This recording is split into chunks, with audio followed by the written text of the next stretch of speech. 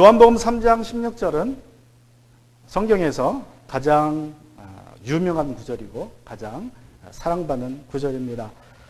Today's passage, John 3:16, is the most famous and cherished verse in the Bible. 이 구절은 좁게는 요한복음 전체를 요약하는 구절이고요. 또 넓게는 성경 전체를 요약하는 구절입니다. This verse summarizes the Gospel of John, and more than that, it also summarizes the whole Bible. And so, this is the verse first to be translated. Ever before any book of the Bible is going to be translated into another language. 그래서 성경 전체가 이제 다른 나라 말로 번역되기 전에 또 그 성경의 어떤 책도 번역되기 전에 가장 먼저 번역되는 성경 구절이 바로 요한복음 3장 16절입니다. 또 어린아이들이 가장 먼저 접하거나 암송하는 구절, 우리 성도님들이 가장 처음 암송하는 구절이 바로 이 요한복음 3장 16절입니다. 왜냐하면 이 구절에는 하나님의 마음이 또 복음의 핵심이 담겨 있기 때문에 그렇습니다. Also, this is the verse that any child comes to know first and all learn by heart. For it contains the heart of God and the core of the Bible. William P.K. Lee once claimed that he has found the 12 greatest facts of the universe in this verse. 윌리엄 P.K. 리라는 분이 이 구절에서 12가지 우주에서 존재하는 12가지 가장 위대한 사실을 발견했다고 주장했습니다. 제가 한번 잠깐 소개하면 Let me introduce them. 자, 우리 한번 가보시고 첫 번째, 하나님께서 이처럼 세상을 사랑하셔서는 가장 높은 단계이다. 우리 한국말은 좀 그렇지만 영어로 보면 정확합니다. For God so loved. That's the greatest degree. The world. That's the greatest company. 세상이라는 말은 가장 큰 모임이다. 주셨으니 가장 큰 행위이다. That He gave. That's the greatest act. His only begotten Son. That's the greatest gift. 외아들은 가장 큰 선물이다. That whoever, that's the greatest opportunity. 사람마다 그것은 가장 큰 기회이다. 믿는, believes, that's the greatest simplicity.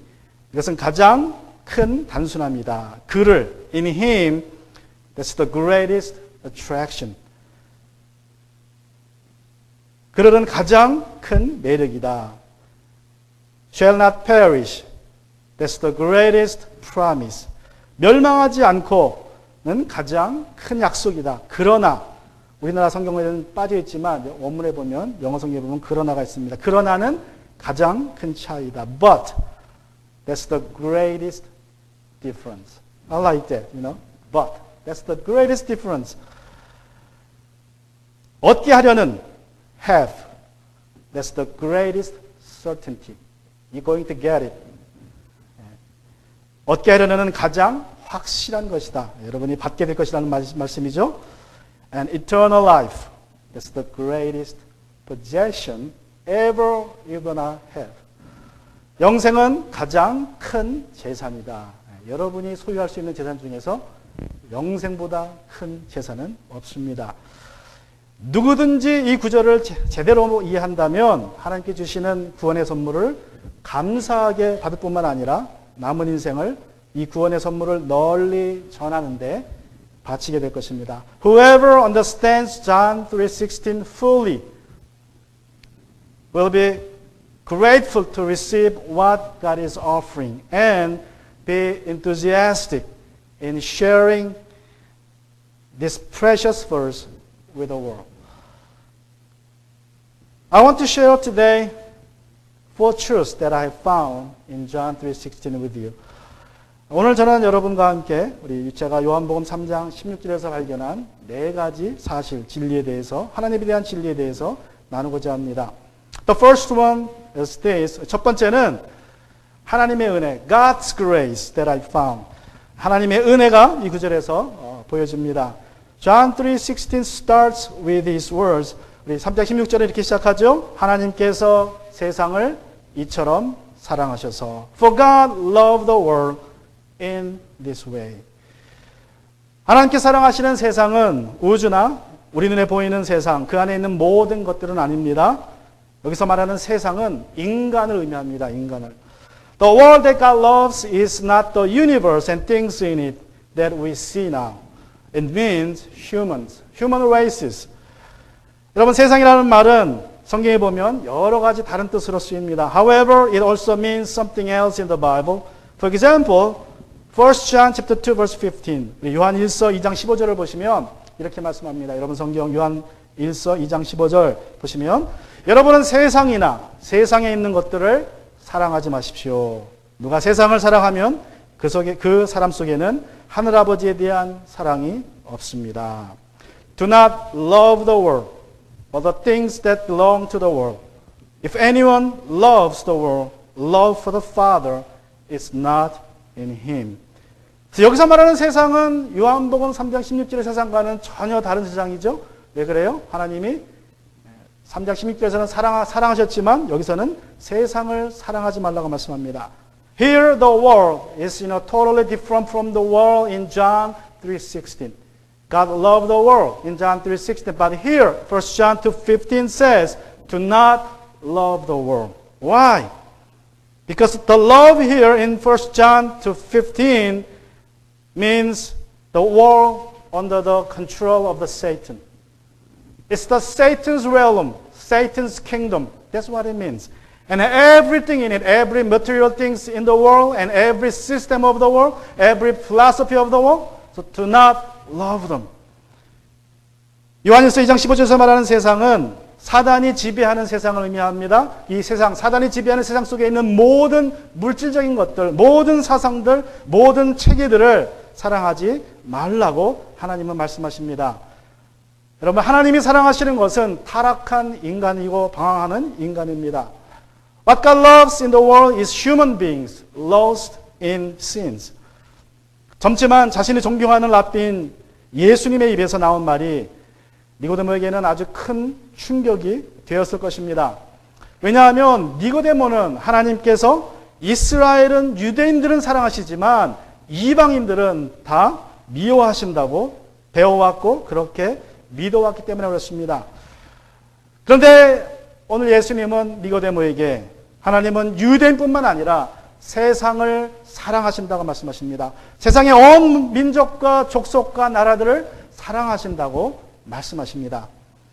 Nicodemus must have been shocked to hear what came out of the mouth of Jesus. The rabbi, though young, whom he respected sincerely, that he said, God loved the world.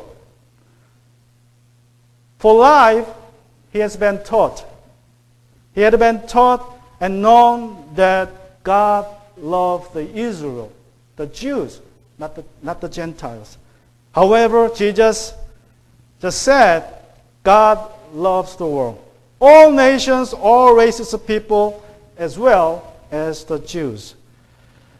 하나님께서 유대인들만 사랑하시고 다른 모든 이방인들을 미워하신다는 것은 사실 구약의 가르침은 아닙니다. As a matter of fact, it's not from the Old Testament that God loves the Jews only and hates the Gentiles. It is from the Judaism that teaches, not the Old Testament, teaches hate the Gentiles and God loves the Jew. 여러분, 구약의 가르침에서는 하나님께서는 모든 인류를 사랑하십니다. 그러나 유대교에서는 전혀 다른 가르침을 주고 있습니다. 유대교에서는 하나님은 유대인들만 사랑하고 나머지 인류들은 미워하신다고 그렇게 가르치고 있습니다. 왜 유대인들이 메시아로 오신 예수님을 믿지 않고 오히려 십자가에 못 박았습니까? 그들이 성경을 믿은 것이 아니라 유대교의 가르침을 믿었기 때문에 그렇습니다. Why didn't the Jews accept Jesus as their Messiah from God? It's because they believed Judaism, not the teachings of the Old Testament. 여러분, 유대교는 이렇게 시작됐습니다. 제가 전에도 말씀드린 것 같은데 유대교는 유대인들이 바벨론의 포로로 잡혀갔다가 돌아온 이후에 몇몇 신실한 유대 지도자들이 아주 보수적인 종교운동으로 시작합니다. Judaism, I believe, I introduced before about how it started. It started as a conservative religious activity or movement among the faithful Jewish leaders right after the exile. Returning from the 70 years of exile by the grace of God, religious and political leaders like Ezra and Nehemiah in the Bible started a movement with an intention to go back to the teachings of the Old Testament, which eventually, through centuries, developed into Judaism as a religion. 70년의 포로 생활 이후에 유대 종교 지도자들이 또 정치 지도자들이 이제 하나님의 은혜로 70년 만에 다시 본국으로 돌아와서 이제 보수적인 종교 운동을 시작합니다. 그 대표적인 사람이 바로 에스라와 니에미야 같은 우리 성경에 나오는 인물들이죠. 그들이 이제 종교적인 운동, 구약 성경으로 돌아가자, 구약의 가르침으로 돌아가자라는 운동을 펼칩니다. 그래서 유대교가 시작됩니다. 이들은 하나님의 선민인 유대인이 하나님의 말씀을 버리고 이방인들과 혼합된 삶을 살았기에 결국 하나님의 심판으로 바벨론의 포로 생활이 시작되었다고 믿었습니다. 여러분, 이것은 이사야와 예레미야 같은 선지자가 이미 경고했던 일들입니다.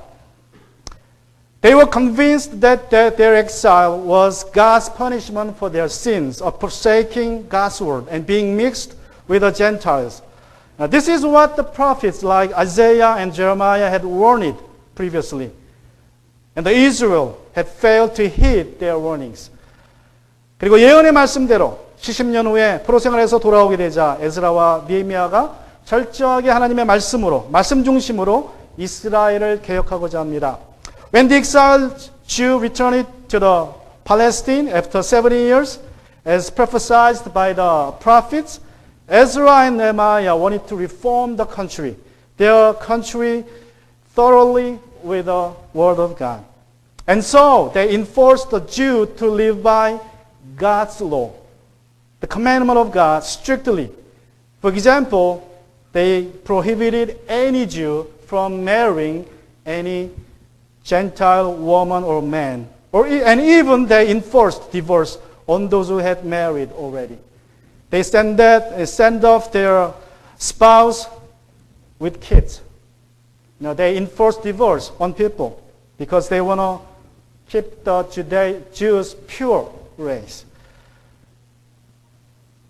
예언의 말씀대로 70년의 포로 생활 후에 에스라와 느헤미야는 철저하게 하나님의 말씀 중심으로 돌아가고자 합니다. 그래서 개혁을 하는데 그 예로 이방인들과 결혼을 금지합니다. 우리 말로 하면 불신자와의 결혼을 금지해버립니다. 그리고 이방인과 이미 결혼하고 자녀들이 있으면 그 배우자를 이혼시켜서 돌려보내요, 본국으로. 자녀들과 함께 딸려보냅니다. 그러니까 엄청난 그러한 개혁이 시작됐습니다. 근데 아주 좋은 의도였어요.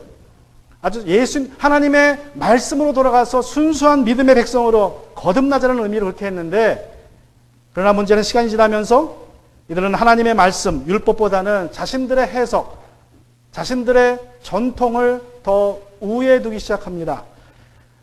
그리고 철저하게 성경을 유대인 중심으로 해석하기 시작합니다. But as time passed by, even though they started the movement with a good intention, that movement became a religion called Judaism, and as the time passed by, conservative Jews began putting their traditions, that is their interpretation of the Bible, the Old Testament and the laws, over the Word of God. And they came to have Jewish-centered worldview. And they started to look down on any other people of race with extreme elitism, that they were only chosen people by God. 그래서 시간이 지나면서 유대인의 선민 사상으로 이제 세상을 바라봅니다. 그리고 다른 모든 족속들은 개라고 불러요, 개. 상상이 됩니까? 그냥 다 개예요. 사람이 아닙니다.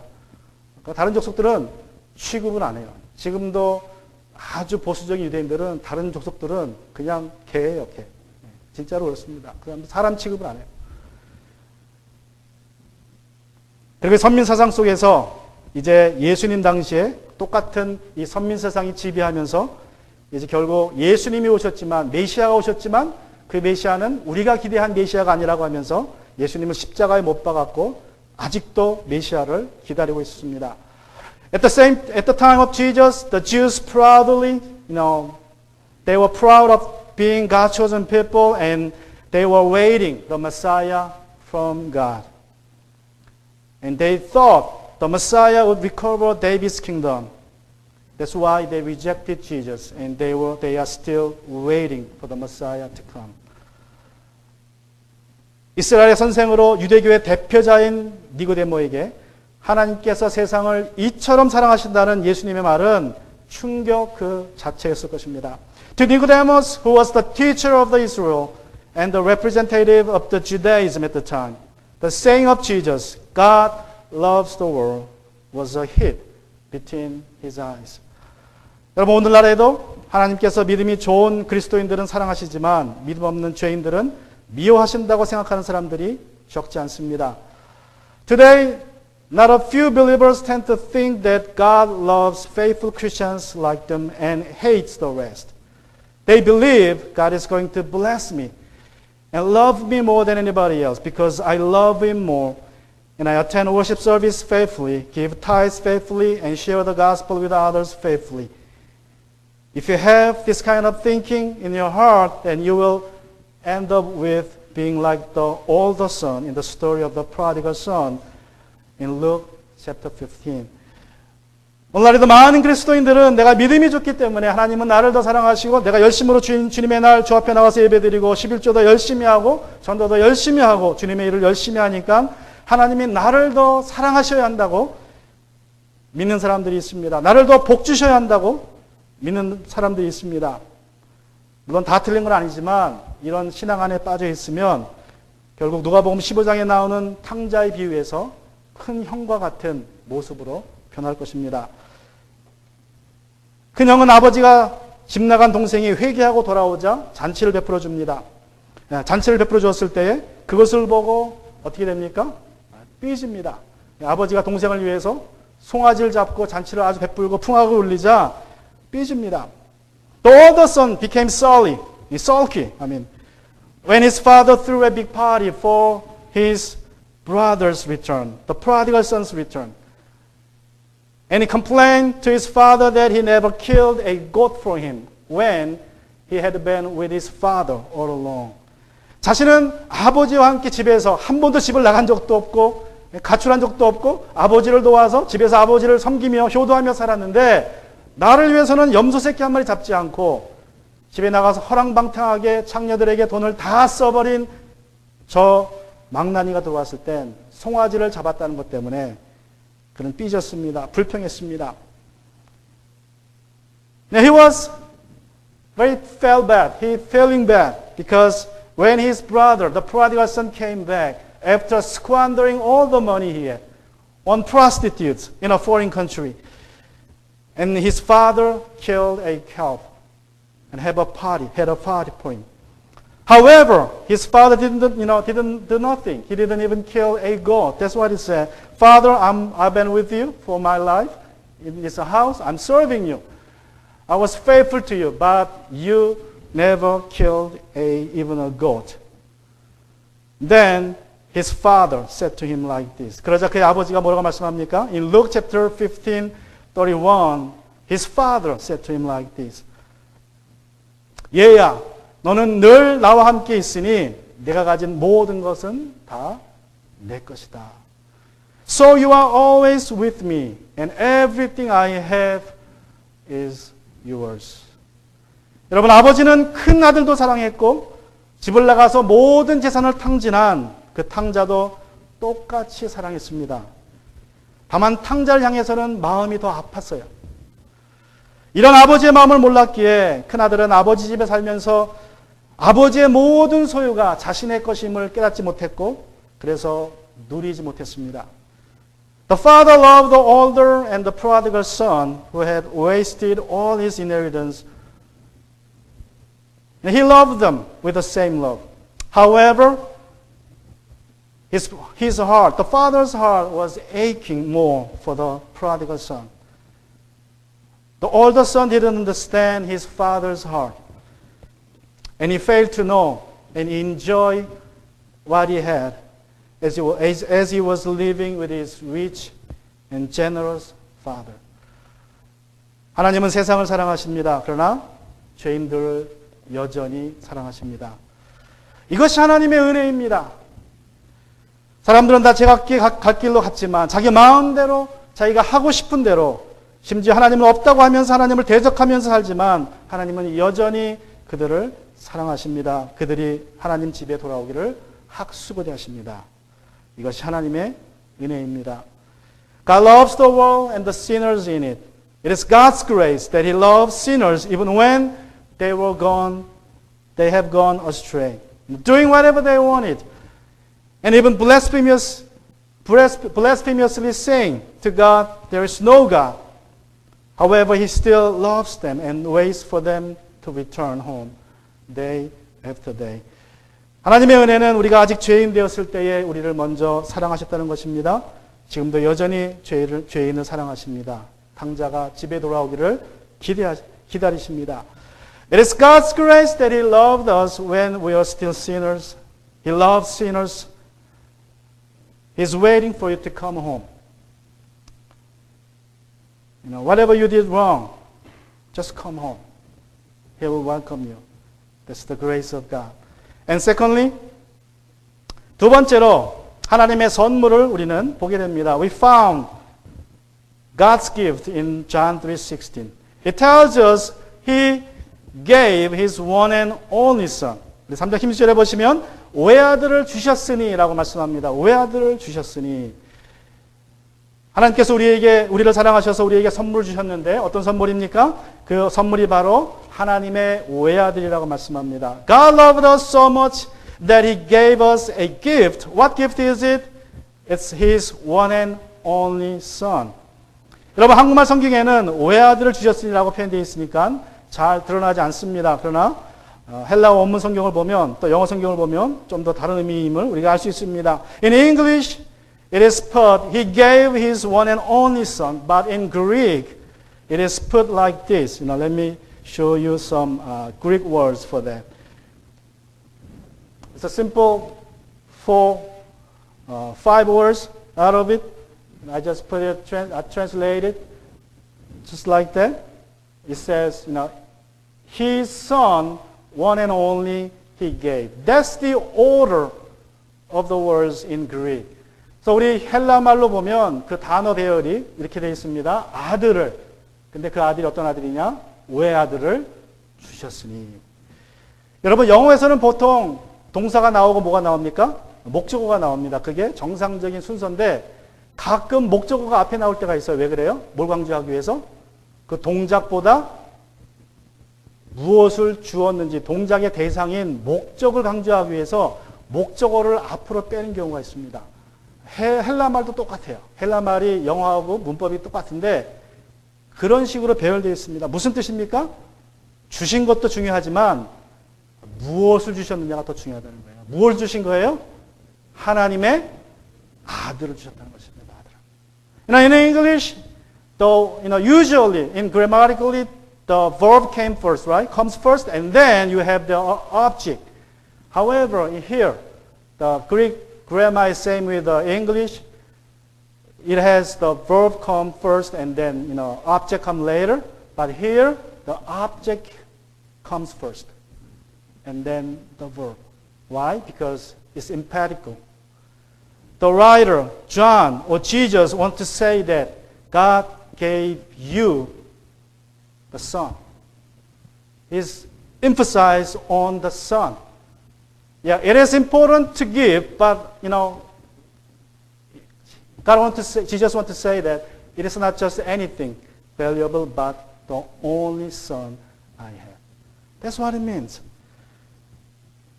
여러분 그리고 이 외아들이라는 말은 한국말에서 무슨 뜻이에요? 하나밖에 없다는 뜻이죠. 하나밖에 없다. 그래서 외아들.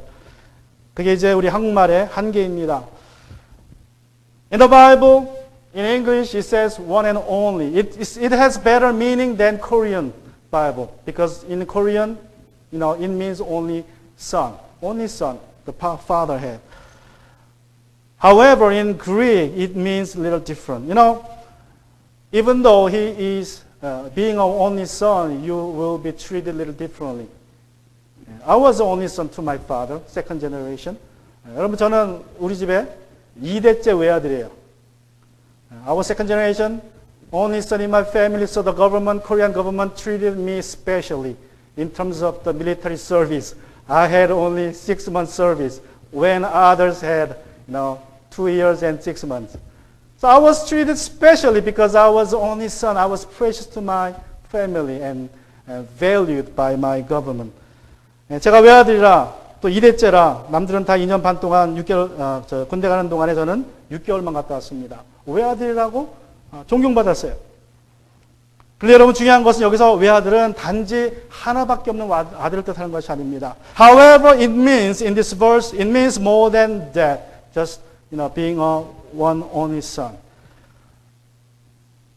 In Greek words, it is monogene. 우리 헬라 말로 보면 외아들이라는 말은 모노게네라는 말입니다. 모노게네. 이 모노게네라는 말은 두 단어가 합친 거예요. 모노라는 말, 우리 영어에도 모노가 있죠. 모노 사운드, 스테레오 사운드가 있죠. 스테레오 사운드, 하나밖에 없는 그런 뜻이죠. Mono in English, same thing. It came from that word, Greek word, mono, one. And gene means begotten. gene라는 말은 낳다. 근데 이것은 어떤 뜻이냐면 신학적으로 아버지와 종류가 똑같다. 결국 무슨 뜻입니까? It means, literally it means only begotten. However, theologically, it means the same of a kind of a father. That's what it means. It's the same kind of the father. 여러분, 예수님은 인간의 몸으로 오셨지만, 예수님은 하나님과 본성적으로 같은 분이란 뜻이에요. 같은 분. 즉, 예수님은 하나님이시란 뜻입니다. In other words, monogene indicates that Jesus incarnated in human form is the same with his Father by nature. That is, Jesus is God. And so, John 1, verse 1 and 14 testify like this. 요한복음 1장 1절과 14절을 보시면 이렇게 말씀합니다. 태초에 말씀이 계셨다. 그 말씀은 하나님과 함께 계셨다. 그 말씀은 하나님이셨다. 그리고 14절 보시면 그 말씀이 육신이 되어서 우리 가운데 사셨다. 우리는 그의 영광을 보았다. 그것은 아버지께서 주신 외아들의 영광이었다. 그는 은혜와 진리가 충만하였다. In the beginning is the Word. And the Word was with God. And the Word was God. The Word, in 14, became flesh and took up residence among us.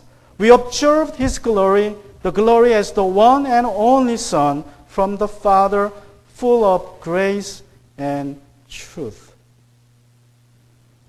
And so, in John chapter 20, verse 28, Thomas confessed after seeing the risen Jesus for the first time like this. 그래서 요한복음 20장 28절에 보시면 부활하신 주님을 처음 본 도마가 이렇게 고백합니다. 나의 주님, 나의 하나님. 예수님 보고 말하는 거예요. 나의 주님, 나의 하나님. My Lord, my God. Now this is the theme of the John. Jesus is God. Jesus is Lord. 나의 주님, 나의 하나님이 바로 요한복음의 주제입니다. 하나님께서 우리를 사랑하셔서 보내주신 그 외아들은 다름 아닌 하나님 자신이셨다는 거예요. The one and only Son that God sent to us is no other than God Himself. 그래서 몰트만이라는 독일의 신학자는 이런 책의 제목을 썼습니다. 십자가에 달리신 하나님. 예수님이 달렸지만 궁극적으로는 하나님께서 그 자리에 달리셨다는 거예요. A German theologian, Moltmann, once published a book titled The Crucified God. A little shocking. It's God crucified. Jesus was there, but by nature He was God, so God was crucified. God loved us so much that He gave one and only Son, that is Himself. 여러분, 하나님 우리를 사랑하셔서 우리에게 선물을 주셨는데 바로 외아들이신데 그분이 바로 하나님 당신이셨다고 말씀합니다. 그런데 외아들을 어디로 보내십니까? Where did he send his son anyway?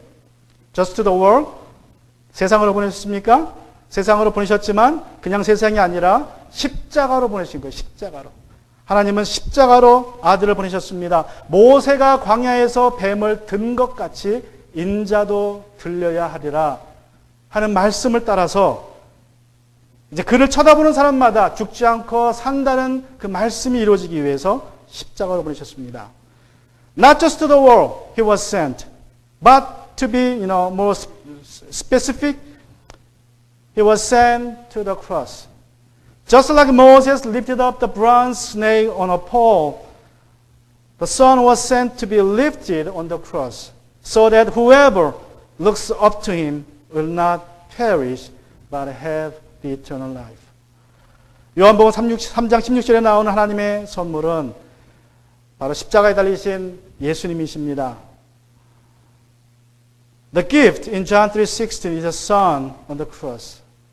It is the greatest gift ever you can have. 여러분이 받을 수 있는 여러분 최고의 선물입니다. And thirdly, 그리고 세 번째로, we find God's gospel in this verse. 하나님의 복음을 발견하게 됩니다. 요한복음 3장 16절은 이렇게 복음을 말씀합니다. And there is God's gospel in John 3:16, so that everyone who believes in him will not perish. 이는 그를 믿는 사람마다 멸망치 않고, 여러분 하나님의 복음은 누구든지 십자가에 달리신 예수님을 믿기만 하면 멸망치 않는다고 말씀합니다. It's God's gospel that everyone who believes in him on the cross will not die. No matter how bad you are, if you look up to Jesus and believe in Jesus on the cross, you will not perish in your sins. 여러분이 아무리 큰 죄인일지라도 십자가에 달리신 예수님을 바라보기만 하면 멸망하지 않습니다. 이것이 바로 하나님의 복음입니다. 여러분, 병자에게 가장 큰 기쁜 소식은 무엇입니까? 병이 나을 수 있다는 소식입니다. 병을 고칠 수 있는 약이 있고 병을 고칠 수 있는 처방이 있다는 소식이 가장 기쁜 소식입니다. What's the good news to a person who is dying of kind of, sickness? When somebody say to him, I have a cure for you, right? I have a medicine for you. I have a way to cure from your sickness. That's the great news. Just like that, when you are dying, the great news is that you can live by looking up to Jesus. 여러분, 우리에게 가장 기쁜 소식, 우리가 죄 안에서 죽을 때 가장 기쁜 소식은 예수님을 바라볼 때 우리가 살 수 있다는 것입니다. 그런데 여러분, 여기서 믿는다는 것, 그 믿는다는 것은 지식적으로 예수님이 하나님이라는 사실을 믿는 것은 아닙니다. But believing here is more than intellectual believing Jesus as God. 여러분, 믿는다는 것은 예수님만이 나를 구원하실 수 있다고 신뢰하고 확신하는 것입니다.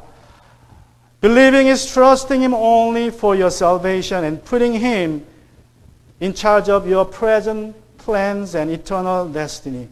예수님만이 나를 구원하시고 나를 인도하실 분, 나의 모든 계획을 주관하실 분, 나의 영생을 결정하실 분임을 확신하고 나의 모든 것을 주님께 맡기는 것이 예수님을 믿는 것입니다. 여러분, 믿는다는 것은 예수님의 말씀을 신뢰하는 것이고 또 예수님이 변화의 능력을 주시는 분임을 의지하는 것입니다. So believing is both trusting His word as reliable and relying on Him for the power to change. This is one of the famous and that I cherish most about believing as a illustration.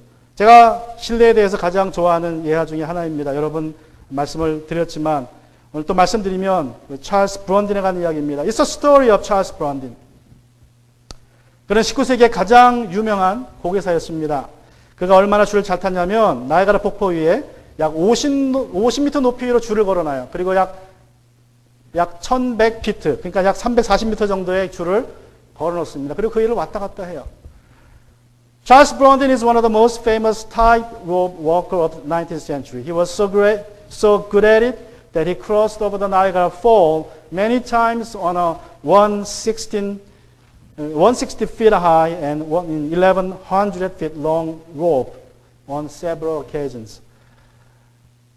근데 어떻게 하냐면 자기가 혼자 왔다 갔다 하지만 이제 어떤 날은 손수레를 가지고 손수레를 끌고 왔다 갔다 하기도 하고 의자에 앉아 있기도 하고 의자에 앉아서 오믈렛을 먹습니다. 그 줄 위에서. 근데 그 오믈렛을 자기가 줄 위에서 만든 거예요. 거기서 요리를 해가지고 거기서 먹습니다.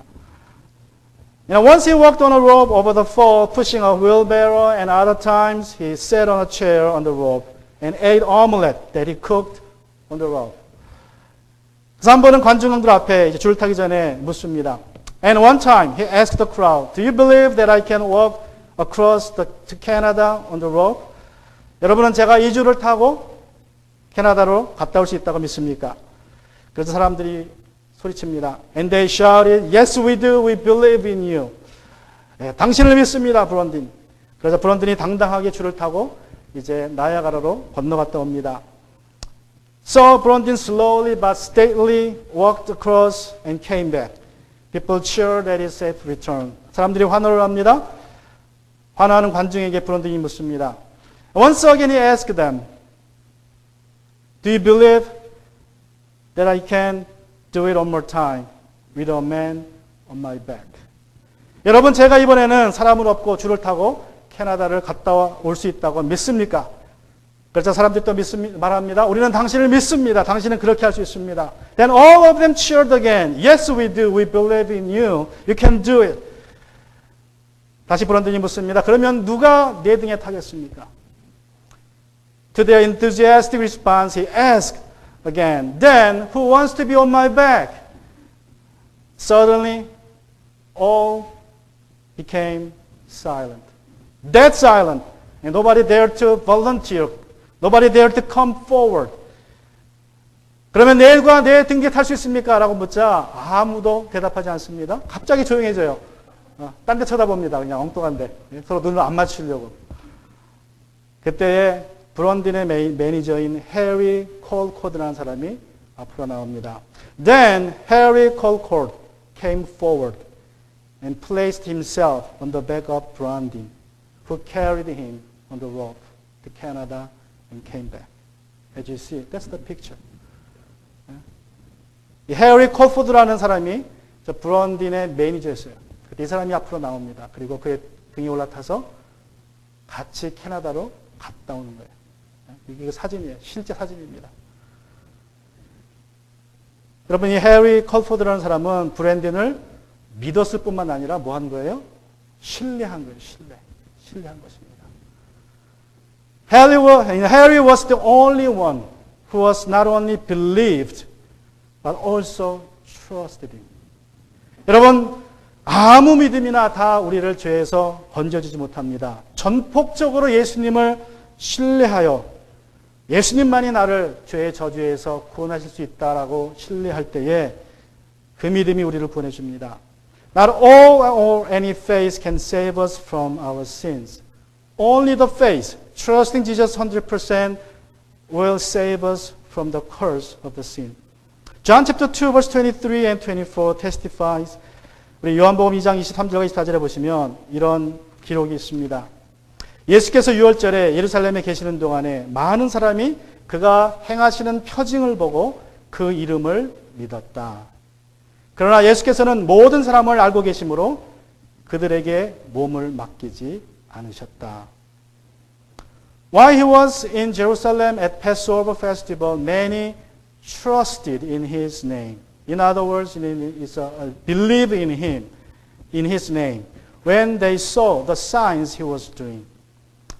Jesus, however, would not trust himself to them, since he knew them all. 여러분, 유대인들은 예수님께서 행하시는 표징을 보고 예수님을 믿었는데 예수님은 그들의 믿음을 믿지 않습니다. 왜 믿지 않습니까? 그들의 믿음은 지식적인 믿음이기 때문에 그들의 믿음을 신뢰하지 않으셨어요. Now, watching Jesus performing many signs in Jerusalem, the Jews came to believe in Jesus. However, he didn't believe their beliefs. He didn't trust their trusting. Why? Because he knew that they believed in him only intellectually. not wholeheartedly. 하나님께서 세상을 사랑하셔서 외아들을 우리에게 보내주셨습니다. 예수님을 보내주셨습니다. 십자가에 달려 죽게 하셨습니다. 여러분 그 십자가에 달린 예수님을 쳐다봐야 구원받습니다. God sent His Son to the world to be hanged on the cross. But only when you look up to Jesus in faith, you will be saved. Looking is living. And finally, I find God's glory. 마지막으로 하나님의 영광을 보게 됩니다. 우리가 십자가에 달린 예수님을 믿음으로 바라볼 때 어떤 일이 생깁니까? What will happen to us when you look up to Jesus, the Son of God, on the cross, in faith? John 3:16, I'm going to read the whole verse. 우리 요한복음 3장 16절을 제가 다시 읽어드리면 하나님께서 세상을 사랑하셔서 이처럼 사랑하셔서 외아들을 주셨으니 이는 그를 믿는 사람마다 멸망하지 않고 영생을 얻게 하려는 것이다. For God loved the world in this way, so He gave His one and only Son, so that everyone who believes in Him will not perish, but have eternal life. 십자가 달린 예수님을 신뢰하는 사람은 멸망하지 않고 영생을 얻게 됩니다. Those who trust in Jesus on the cross will not perish, but have eternal life. 여러분 여기서 영생의 반대말은 멸망입니다. 여러분 멸망이라는 것은 단순히 몸이 죽어서 사라지는 것을 뜻하지 않습니다. Here, eternal life stands in contrast to the word perish. Perish doesn't mean your physical death nor annihilation in the sense of total destruction after your death.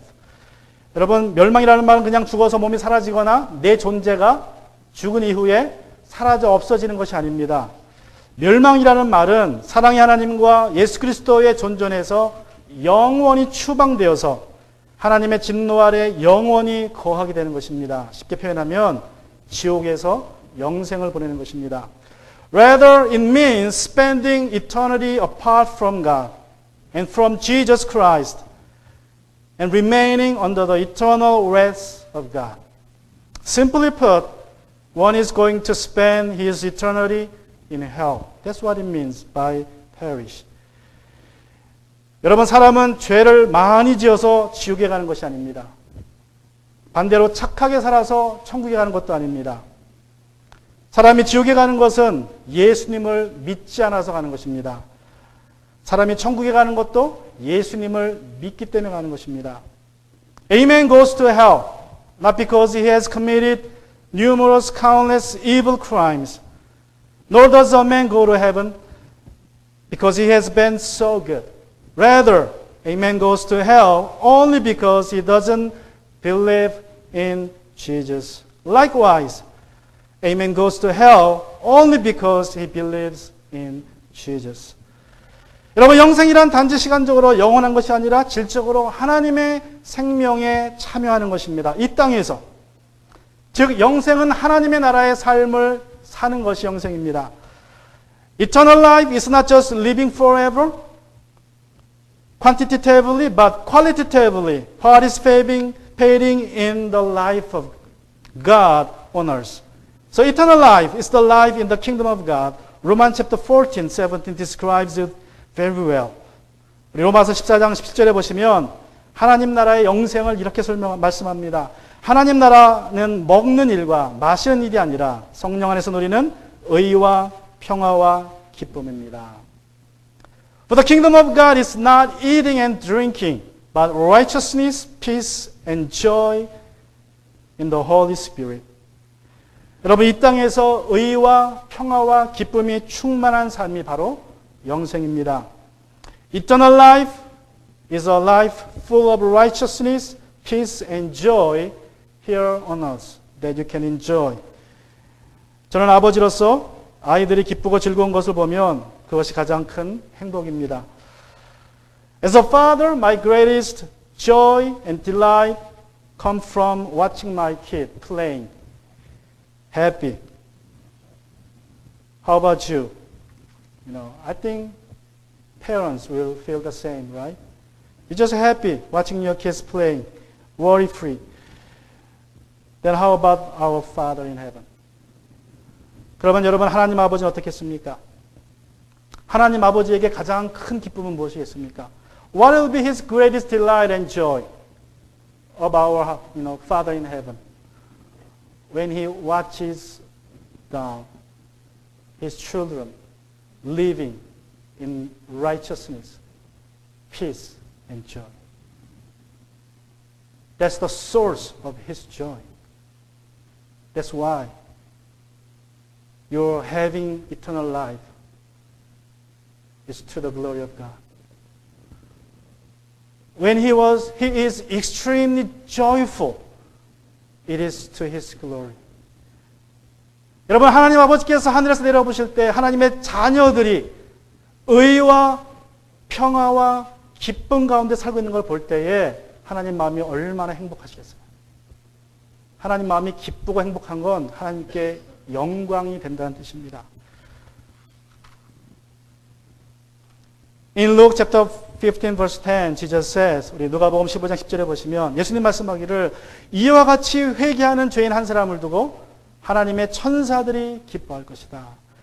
I tell you in the same way, there is joy in the presence of God's angel over one sinner who repents. 죄인이 예수님을 믿고 구원받아 영생하는 것이 하나님께는 큰 기쁨이고 영광입니다. It is to God's delight and glory that a sinner is saved and comes to have eternal life by looking up to Jesus on the cross. 성경은 하나님이 전지하신 분이라고, 전능하신 분이라고, 무소부지하신 분이라고 말씀합니다. The Bible tells us, other than the John 16, that God is all-knowing, God is all-powerful, and God is all-present. 여러분, 하나님은 어디나 계시고 우리의 모든 것을 알고 계시고 내가 어디를 다녀왔는지 나의 출입을 아시고 내가 무엇을 했는지 아시지만 내가 무슨 생각을 하는지 아시지만 그 하나님이 여전히 나를 사랑하세요. 나의 모든 것을 아시는데 하나님이 여전히 나를 사랑하십니다. God is all-knowing and all-present, that He knows everything about us, where we have been, what we have been doing, and what we are thinking right now. But He still loves us. 하나님은 전능하신 분이기에 우리를 억지로 잡아다가 죄를 회개시킬 수도 있습니다. 구원받도록 강요할 수 있습니다. 그러나 하나님은 사랑의 하나님이시라 우리가 스스로 십자가에 달린 예수님께 나오기를 기다리고 계십니다. 그때 하나님께서 기뻐하시고 영광 받으시기 때문입니다. God is so powerful that He could have forced us to come before Him and rebuked us to repentance and to believe for our salvation. But He is all loving that He patiently waits for us to come on our own. Now, when we do come to Jesus, He is delighted and He is glorified. Let's bow our head. 같이 시간 고개를 숙이고 기도하기 원합니다.